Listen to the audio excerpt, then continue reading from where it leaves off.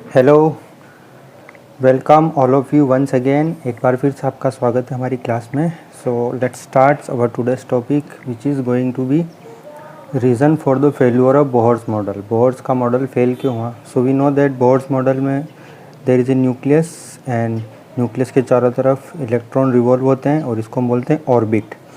सो orbit हो गया। So why it is fail? So it is fail because of the wave character of the electron is not considered in Bohr model. Bohr model में जो था वो wave character को consider नहीं किया, मतलब इसमें wave character is not considered. Okay, so इसलिए ये फेल हुआ।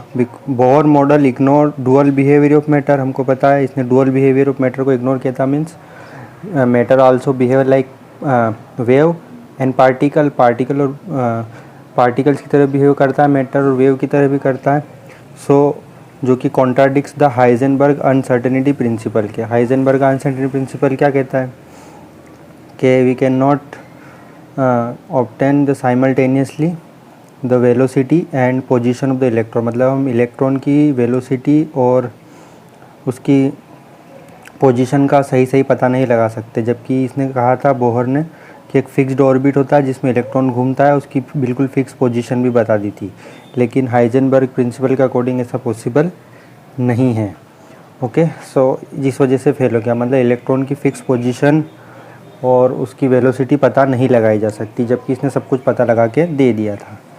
सो नाउ अब Bohr model, after Bohr model let's discuss our advanced and last model of the atom which is quantum mechanical model of the atom. तो what is quantum science? Quantum mechanics क्या होता है?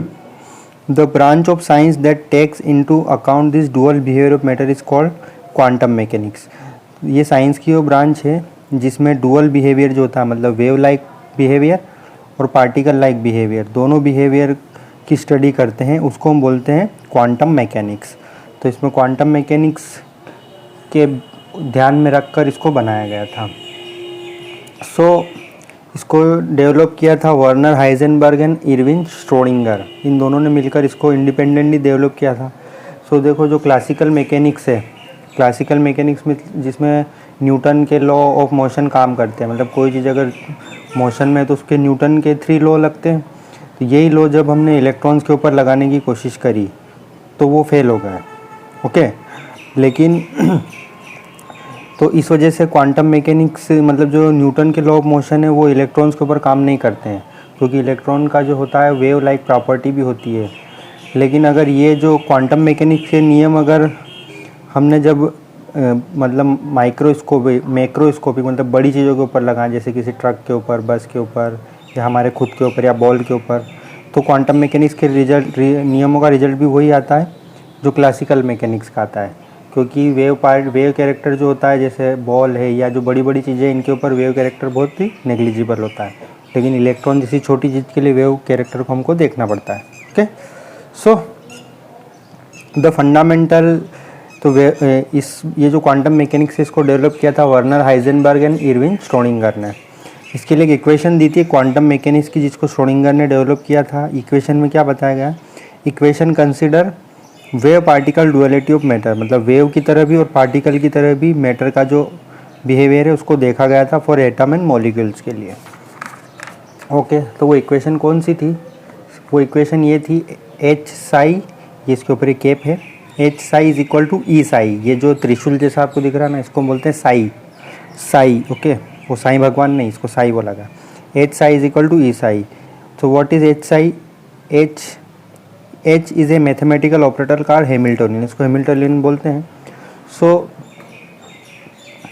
When we solve this equation, solution of this equation give E and psi. जब इस equation को हम solve करते हैं तो हमको ई और साई की वैल्यू मालूम पड़ती है। हमने डी ब्रोगली इक्वेशन से देखा था, कोई चीज़ अगर मोशन में है तो उसमें उसकी वेव कितनी है उसके बारे में पता कर सकते हैं। तो see this is now hydrogen atom and the Schrodinger equation. अब हम हाइड्रोजन एटम और श्रोडिंगर इक्वेशन के बारे में थोड़ी जानकारी लेते हैं।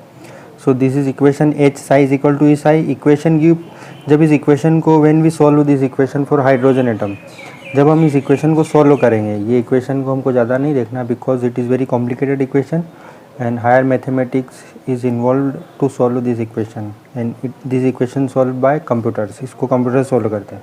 जैसे भी इक्वेशन देख ली हमने शॉर्टकट में, इक्वेशन गिव पॉसिबल एनर्जी। जब इक्वेशन को सॉल्व करते हैं तो हमको एक पॉसिबल एनर्जी लेवल मिलते हैं, मतलब इलेक्ट्रॉन के हाइड्रोजन एटम के लिए जितने भी पॉसिबल एनर्जी लेवल है और उससे जुड़ा हुआ वेव फंक्शन भी हमको मालूम पड़ता है। एनर्जी के लेवल के बारे में जानकारी मिलती है एंड वेव फंक्शन के बारे में जानकारी मिलती है। वेव फंक्शन हमारा है साई ऑफ द इलेक्ट्रॉन।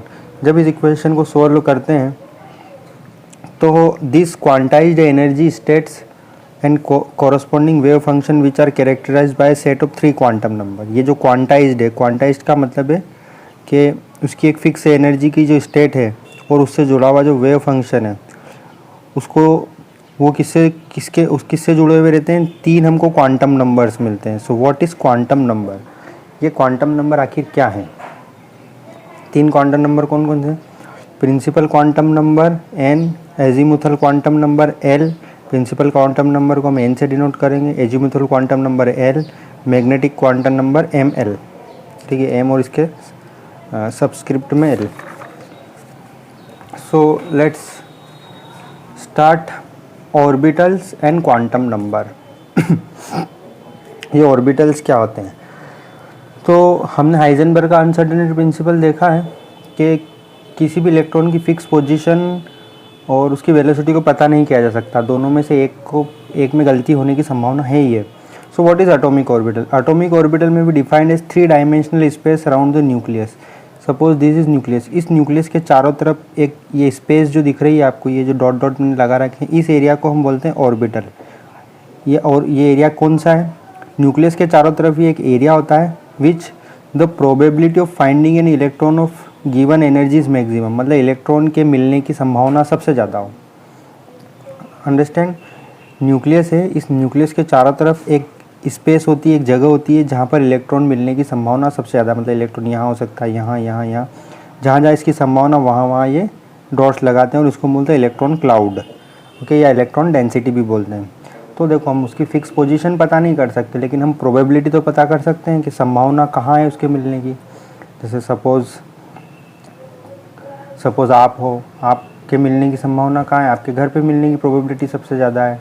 सो घर में कहाँ है? घर में भी वो रूम हो सकते हैं। उस तरह से ये जो ऑर्बिटल है और ये क्वांटम नंबर, तो ऑर्बिटल क्या है? ऑर्बिटल 3 डायमेंशनल स्पेस है, 3D में एक जगह है न्यूक्लियस के आसपास जहाँ पर इलेक्ट्रॉन मिलने की संभावना पाई जाती है। सो let's start. What is quantum number? Quantum number क्या है?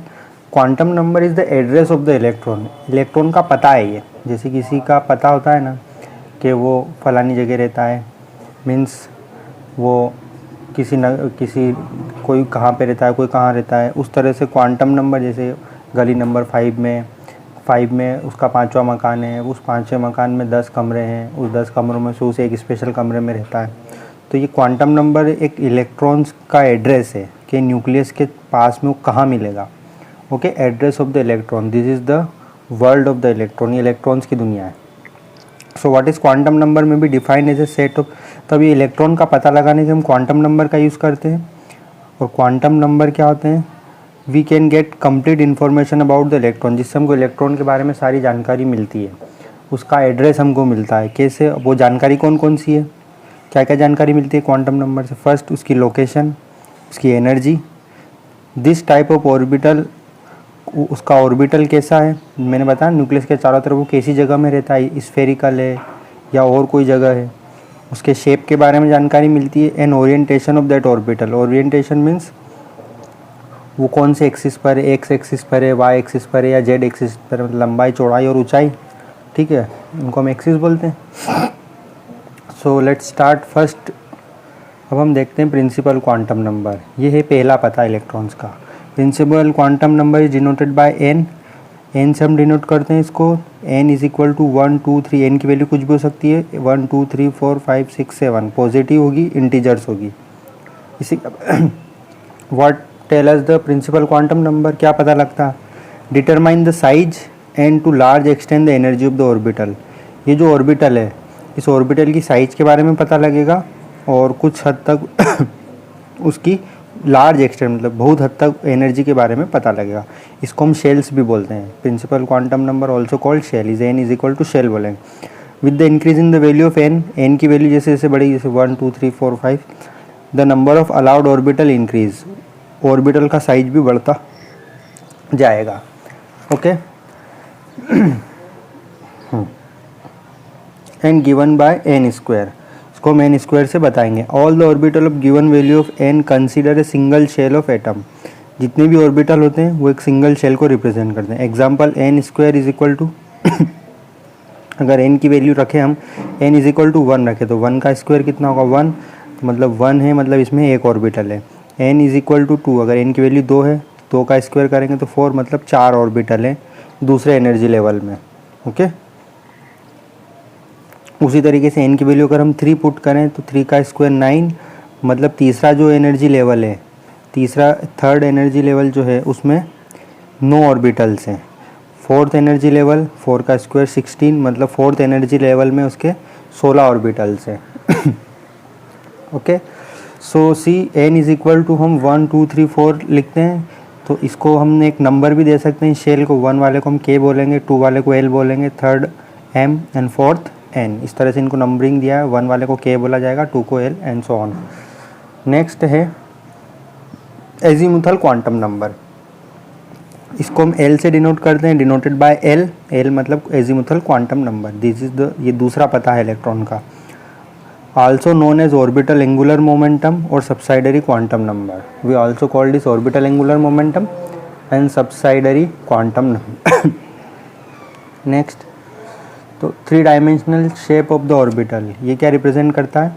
3 dimensional shape of the orbital, वो साइज को बताता है, शेप को बताएगा। शेप कैसा है, मतलब गोल है, स्फेरिकल है, सर्कल है, क्यूब है, क्यूबॉइड है, डम्बल है, क्या है ना।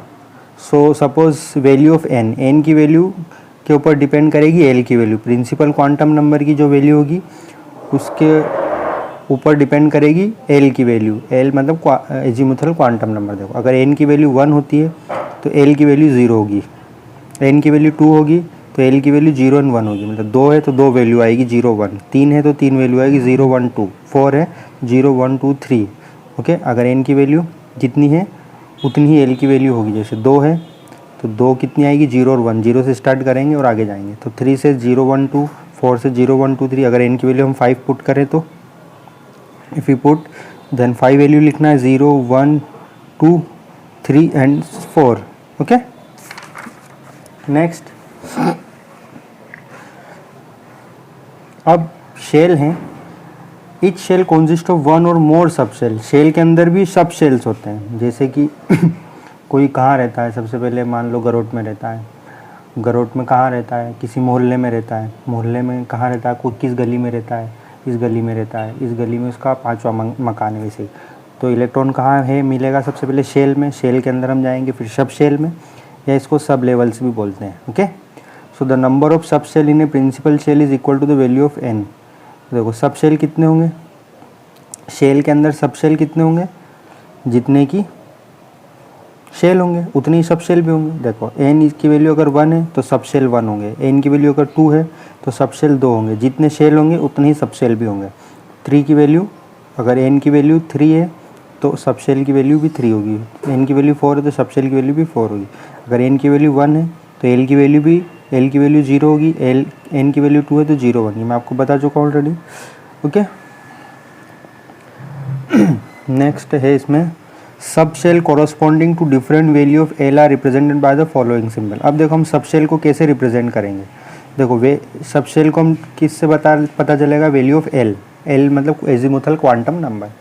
सो वैल्यू फॉर एल, अगर एल की वैल्यू 0 1 2 3 4 5 कुछ भी है तो एल की वैल्यू अगर 0 है तो 0 के लिए सब शेल होगा एस। सब शेल को हम डिनोट करते हैं एस से। 0 अगर एल है, एल की value if l is 0 then sub shell is s. अगर एल की वैल्यू 1 है तो sub shell is p. Then 2 for d, 3 for f, 4 for g and 5 for h. तो ये आप ध्यान रखना, एल की वैल्यू अगर 0 है तो एस सब शेल होगा। एल की वैल्यू 1 है तो पी सब शेल होगा। 2 है तो D, S P D F G H, ये सब शेल है, इनको याद करें। So see this is another important table. इसको देखो, देखो n की वैल्यू 1 है तो l की वैल्यू 0 होगी। सब शेल कौन सा बनेगा 1, ये आगे वाला नंबर लिख देंगे 1। 0 के लिए हम लिखते हैं s, 0 के लिए s लिखते हैं, अभी बताया मैंने ये रहा। 0 के लिए l की वैल्यू 0 है तो s होता है। देखो ये 2 है और 0 है तो 2, और s 0 के लिए s तो 2s, तो ये 2s बन जाएगा। 2 एंड 1, 1 के लिए p, ये रहा यहाँ पे 1 के लिए p, तो ये बन जाएगा 2p, तो 2p 3 0 मतलब 3s, 3 1 3p 3 2 3d। ये जो आगे वाला नंबर है प्रिंसिपल क्वांटम नंबर है, और ये जो d है ये किसका नंबर है, एजीमुथल क्वांटम नंबर के लिए।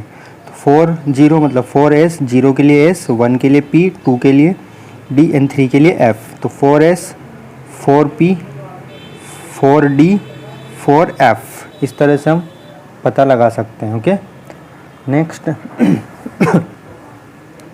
थर्ड हमारा है address magnetic orbital quantum number. इसको हम रिप्रेजेंट करते हैं एम एल से, एम और इसके सबस्क्रिप्ट में लिखते हैं एल। अगर कोई चीज़ नीचे लिखती जाती है तो हम उसको बोलते हैं सबस्क्रिप्ट। सो ये क्या बताएगा हमको, orbitals, the special orientation of the orbital with respect to the standard set of coordinate. ये हमको बताएगा स्पेस में उसका ओरिएंटेशन कैसा है। और स्पेस में ओरिएंटेशन से मतलब है, ये देखो ये ओरिएंटेशन होता है, एक तो ये लंबाई चौड़ाई और एक होगा ऊंचाई, ये 3 चीज़ें। तो वो जो ऑर्बिटल है वो कहाँ पर है, वो इस डायरेक्शन में है, इस डायरेक्शन में है या इस डायरेक्शन में है। ठीक है, लंबाई चौड़ाई और ऊंचाई मतलब एक्स वाई जेड एक्सिस बोलते हैं हम कोऑर्डिनेट को। Okay, so magnetic quantum number से क्या पता चलेगा कि वो एक्स डायरेक्शन में है, वाई डायरेक्शन में है या जेड डायरेक्शन में है। ओके, कोऑर्डिनेट बोलते हैं जिसको हम।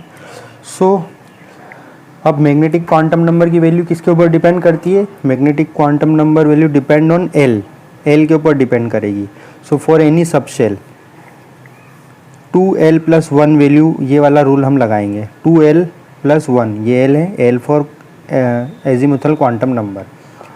m are possible and this value are given by. तो देखो m की वैल्यू कहाँ से कहाँ तक वेरी कर सकती, -1 -l - 1 comma -l - 2 l - 3 and so on, फिर 0 फिर 1, ये नेगेटिव वैल्यू है, फिर 1, फिर ये पॉजिटिव में जाएगी l - 2 l - 1 एंड 1। ओके, तो देखो इफ़ l की वैल्यू अगर 0 है तो m की वैल्यू 0 होगी। कैसे होगी, देखो l की वैल्यू अगर 0 है तो m की वैल्यू 0 होगी। कैसे होगी, इस फार्मूले में वैल्यू पुट कर दो l की, 2 एंड l की जगह 0 रखेंगे तो 2 × 0 + 1 तो 1 आ जाएगी। तो इसमें कितने ओनली 1 s ऑर्बिटल, कितने ऑर्बिटल होंगे इसमें, एक ऑर्बिटल होगा। सी इससे हमको ऑर्बिटल की जानकारी मिलेगी कि कितने ऑर्बिटल हैं। तो देखो l की वैल्यू अगर 1 है तो m की वैल्यू क्या होगी, -1 0 1 और +1, 3 वैल्यू आने वाली है। अभी 3 वैल्यू कहाँ से आई, देखो इस ये जो 2l + 1 है, ये वाला फार्मूला, सी दिस फार्मूला, इस फार्मूले में वैल्यू पुट कर दो, ये फार्मूला 2l + 1 वाले में पुट कर दो l की वैल्यू। तो देखो इस फार्मूले में 2l की वैल्यू 1 है तो 2 × 1 + 1 तो कितनी आएगी, 3 आएगा, 2 1 + 1 3। तो कितनी वैल्यू आ रही है, 3 वैल्यू कौन कौन सी, माइनस से शुरू करेंगे, -1 0 एंड +1, या तो बीच में 0 लिख दो और इसके उस तरफ पॉजिटिव इस तरफ नेगेटिव लिख दो, इंटीजर्स। देखो सी अगर l की वैल्यू 2 है तो 2l + 1 वाला रूल लगाएंगे, तो 2 × 2 + 1 5। तो अब हमको m मैग्नेटिक क्वांटम नंबर की 5 वैल्यू बनाना है, तो बीच में 0 लिख दो, इसके इस तरफ +1 +2, इस तरफ -1 और -2, इंटीजर्स जैसे लिखते हैं उस तरह से इसको लिखा जाएगा। तो कितने ऑर्बिटल्स होंगे, 5d orbitals are possible. Okay, so see this value of l, sub shell notation, l की वैल्यू 0 है तो सब शेल होगा s, 1 4 p 2 4 d 3 4 5। तो नंबर ऑफ ऑर्बिटल कितने होंगे, नंबर ऑफ ऑर्बिटल होगा 1, p के लिए p में ऑर्बिटल होते हैं 3, d के लिए 5 ऑर्बिटल, f के लिए 7। देखो ये ऑड नंबर चल रहा है, s सब शेल के लिए 1 ऑर्बिटल होगा, p सब शेल के लिए 3 ऑर्बिटल होंगे, d के लिए 5, f for 7 9 for 9 g for 9, ये g है, it is g। H for 11 and so on. तो L की वैल्यू सब शेल के ऊपर डिपेंड करेगी, कितने सब शेल हैं, S सब शेल होगा तो एक ऑर्बिटल P सब शेल होगा, तो 3 ऑर्बिटल D सब शेल होगा तो 5 ऑर्बिटल F सब शेल होगा तो 7 ऑर्बिटल G होगा तो 9, H होगा तो 11। ओके, एंड लास्ट वन एक और अनदर क्वांटम नंबर है, ये बाद में इसके बारे में पता चला। This is spin quantum number. What is spin quantum number? An electron spin around its own axis. जैसे कि कोई चीज़ है, जैसे कि अर्थ होती है ना, अर्थ घूमती है ऐसे ऐसे ऐसे घूमती है, लेकिन वो अपने एक्सिस पर भी घूमती है, ऐसे ऐसे भी घूमती है, इस तरह से ओन एक्सिस पर घूमती है। तो इलेक्ट्रॉन न्यूक्लियस के चारों तरफ तो घूमता ही है, लेकिन वो अपने ओन एक्सिस पर भी घूमता है। उसी तो इलेक्ट्रॉन तो ओन एक्सिस पर घूमता है, तो उसकी दो वैल्यू पॉसिबल है। तो value of spin quantum number is equal to +1/2 and -1/2। या तो वो +1/2 हो गया, माइनस मतलब इलेक्ट्रॉन दो तरह से घूम सकता है। जैसे मान लो ये इस डायरेक्शन में घूम सकता है, या तो क्लॉकवाइज डायरेक्शन में घूम सकता है, या एंटी क्लॉकवाइज डायरेक्शन में घूम सकता है। ओके, अगर वो क्लॉकवाइज डायरेक्शन में घूमता है तो उसकी वैल्यू +1/2 होगी, and anti clockwise direction it is -1/2। So normally हम इसको इस तरह से रिप्रेजेंट करते हैं, नॉर्मली रिप्रेजेंटेड बाय 2 एरो। इसको हम 2 एरो से रिप्रेजेंट करेंगे। ये अप ऊपर इस तरह से एक एरो लगाएंगे, मतलब ये स्पिन अप क्लॉकवाइज डायरेक्शन में घूम रहा है इलेक्ट्रॉन, और नीचे की तरफ spin down anticlockwise direction में वो घूमता है। तो this is all about quantum numbers, this is the address of the electron, and next session we will discuss how to find out the quantum number and how to solve the question. Okay, and after that हम देखेंगे shapes of atomic orbital. अभी तक हमने atomic orbital के बारे में पढ़ा, अब इनका शेप देखेंगे और इनके साइज के बारे में देखेंगे। Okay, so I think it is more than enough. So we are going to end of this session. So whatever we learn please makes note and read it 2 और 3 time. जो भी आज पढ़ा उसको 3 से 4 बार पढ़ें। ये सबसे इंपॉर्टेंट मॉडल है, ये आपको 100% आना ही चाहिए।